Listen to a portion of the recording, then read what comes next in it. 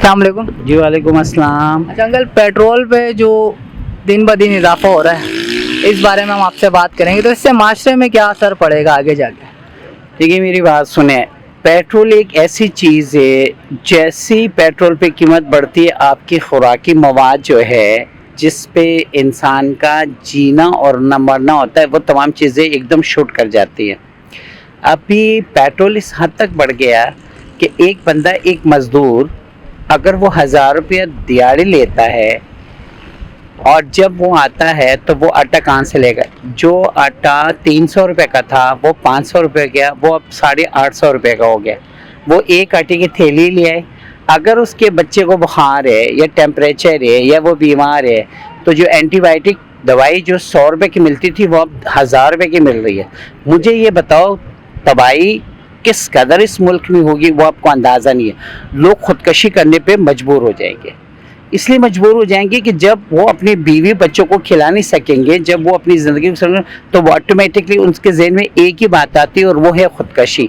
इससे इंतहाई ख़तरनाक। और फिर डेफिनेटली जब पैसे नहीं मिलेगा तो डकैती होगी, होती ही नहीं होती, छीना चपटी होगी, तो फिर मुल्क में क्या हालत हो जाएंगी ये आपको अंदाज़ा नहीं है। जो वालिदैन अपने बच्चों को पढ़ा ना सके, जो बच्चे एक्टिविटीज़ नहीं करेंगे, जिनकी एजुकेशन रुक जाएगी क्योंकि फ़ीस चाहिए, फ़ीस वो कहाँ से देंगे? जब वो फ़ीस नहीं की तो वो बच्चे क्या करेंगे? आप जैसे नौजवान फिर बताएं नेगेटिविटी में शामिल हो जाएंगे जिसमें बहुत सारे क्राइम शुरू हो जाएंगे। तो अगर इनकी वो होगा, ये एजुकेशन में होंगे, ये फील्ड में होंगी, सैलरी नौकरियाँ नहीं मिलेगी तो ये लोग क्या करेंगे? ये फिर वही क्राइम की तरफ जाएंगे। इससे माशरे पे एक इतना बड़ा ख़तरनाक असर पड़ेगा जिसकी कोई हद नहीं है। पेट्रोल बढ़ जाने का मुल्क को मैं समझता हूँ कितना फ़ायदा होगा और कहाँ तक होगा। अगर दूसरी कंट्रीज़ मदद कर सकती है तो ये ख्याल है कि इस पे फ़ौरन होना चाहिए। ऐसी चीज़ें नहीं, गरीब आवाम नहीं कर सकते। मेजॉरिटी देखें कि वो अपने घर का किराया नहीं दे सकते, तो ये कहाँ से करेंगे? हर चीज़, जो घी जो तेल 500 रुपये का था वो 700 से 800 रुपये पहुँच गया। अगर एक घर में 10 आदमी है वो एक पैकेट कहाँ तक चलाएंगे?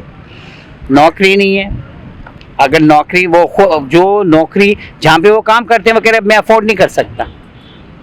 अमीर अमीर तर होता जा रहा है और गरीब गरीब तर होता जा रहा है।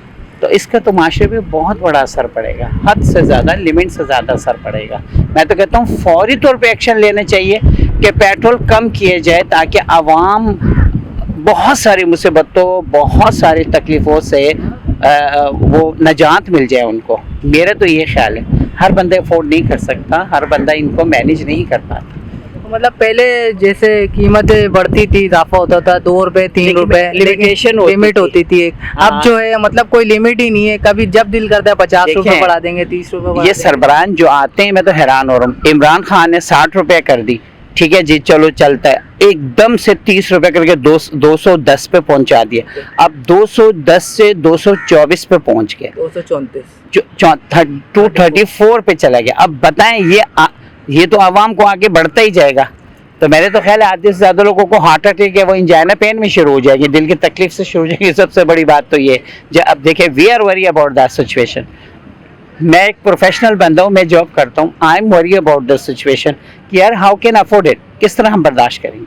नहीं हो सकता ना। फिर तो यही है, मेरी तो ये ख्याल है कि मैं वो एक स्पोर्ट का साइकिल ले लूँ, उस पे ऑफिस जाऊँ रहा हूँ, लेकिन वो भी जब मैंने पूछा तो वो 28,000 रुपये का है। उसकी भी कीमत मतलब डबल हो गई। चलो मैं 28 तो कर लूँगा, लेकिन 28,000 आम इंसान किस तरह करेगा? तो अच्छा, शहबाज शरीफ के बारे में कोई एक मैसेज आप देना चाहेंगे? देखिए शहबाज शरीफ, बस उनके लिए तो मेरे पास लफ्ज़ नहीं है कि मैं लफ्ज़ बोलूँ। वो से आप गुस्सा के लिए, उसके लिए आप व्हाट इज़ दिस, तवक्को थी कि चलो ये शायद कुछ सही कर जाए, लेकिन इसने क्या किया? इसने तो लिमिट भी ख़त्म कर दी।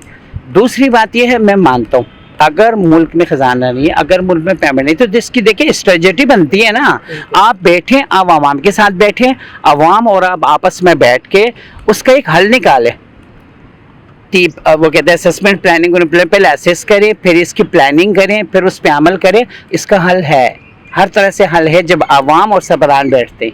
और जब बैठेंगे नहीं, जब पूछेंगे नहीं, जब इस तरह होगा, तो मैं नहीं समझता हूँ कि ये आगे जाके बहुत ज़्यादा कामयाब होगा। आवाम तो अभी देखें, यकीन करें, काटने को दौड़ती है।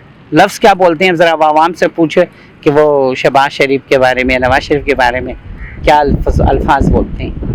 तो अनट्रस्टेबल हो गई, आवाम किसी पे ट्रस्ट ही नहीं कर पा रही। वो कह रहे हैं तो जो भी आएगा वो मौत के लिए ही आता है, ज़िंदगी की बात तो खैर हो ही नहीं सकती।